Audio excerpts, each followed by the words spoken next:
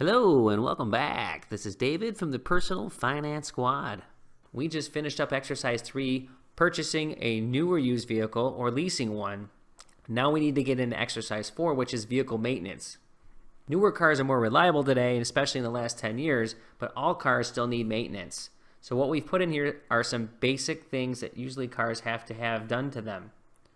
So we see oil change, brakes, tires, and wipers. So we've given you some variables here, and we said that the car that you're going to have is going to need an oil change at every 6,000 miles at $50 per oil change. Now you can go deeper in this exercise if you want, and the exercise of getting a car, the lease or new or used vehicle, you can look up the miles that it needs in terms of an oil change. So in this exercise, you need to determine a few things. That you're going to need front and rear brakes and front and rear tires every 3 years. That's just based on a sort of an average. Wear and tear on a car is all dependent on how you handle it. If you're in a lot of stop and go traffic, you're certainly going to wear the brakes down more. If you do a lot of miles in terms of just driving, you're going to wear the tires out faster. Even down the habits of how fast you go into turns. Things like that are hard to exactly predict, but if you baby your car, you're probably going to get a little farther out of it on these things, but this is the understanding that this is just an average. Now wipers, we're going to say are yearly. They could certainly go longer, or air filters could go longer. So for example, with wipers, if you're in a place that snows a lot and you use the wipers a lot, they might break down more. Wear and tear in the hot and cold change. Air filters, I live off a dirt road, I have for years, and I tend to have to change the filters more often because dirt gets up into the engine. Okay, so what you need to do for the exercise is to call 3 auto service centers, and you want to get pricing on tires and brakes. And all you need to do is tell them the make and model of the vehicle. With brakes, it's going to be pretty simple.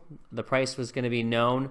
Now in terms of the tires, they're going to give you some options. They're going to say this is a type of tread it'll give you this type of range in terms of miles. They'll say this is a 50,000 mile tire, things like that. They'll say this is an all season. So you need to determine what those things are. You should ask on the phone and say, well, what's the difference in these tires? What would be good for my car?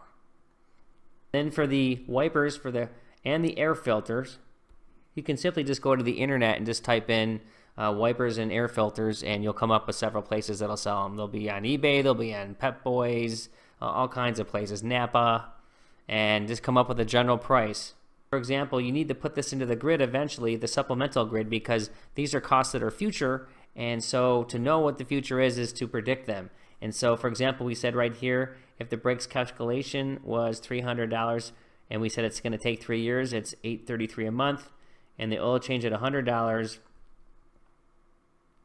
divided by 2, so we're saying twice a year, that's $10 a month. Again, these are just examples. What you need to do here is just to determine these costs. So again, brakes and tires, you got to divide by 3 years, and wipers are yearly.